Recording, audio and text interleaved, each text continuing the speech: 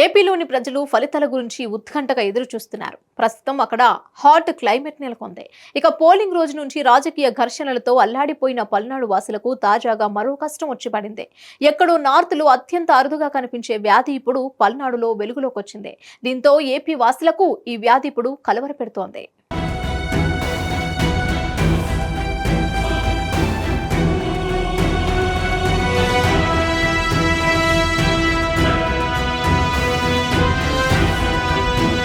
అవును, ఏపీలో ఓ కొత్త వ్యాధి ప్రజలను కలవరపెడుతోంది.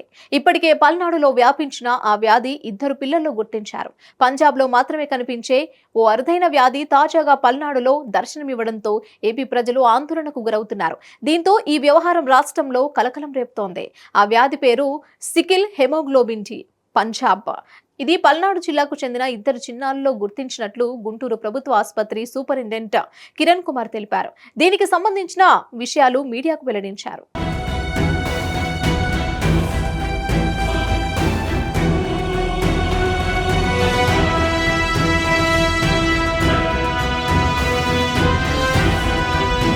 గుంటూరు గవర్నమెంట్ హాస్పిటల్ సూపరింటెండెంట్ తెలిపిన వివరాల ప్రకారం పల్నాడు జిల్లా వల్దుర్తి మండలం ఉప్పలపాడు శివారు శ్రీరాంపురం తండా నుంచి ఇటీవల ఇద్దరు పిల్లలు రక్తహీనత సమస్యతో ఆసుపత్రికి వచ్చారని తెలిపారు.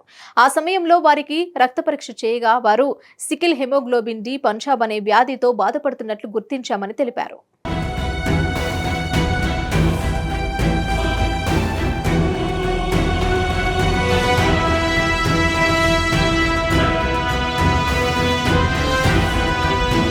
అయితే ఈ సికిల్ వ్యాధి చాలా అరుదుగా సంభవిస్తుందని, ఇలా చాలా అరుదైన ఈ సమస్యకు ఎముక మజ్జు మార్పిడి చికిత్స ఒక్కటే సరైన పరిష్కారం అని తెలిపారు.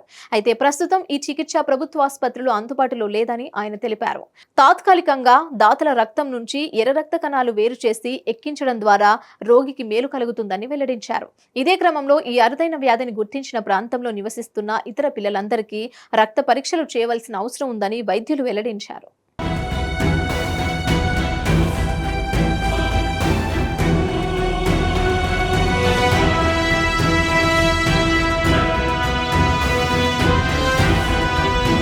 దీనిని హిమోగ్లోబిన్ డి అని కూడా పిలుస్తారు.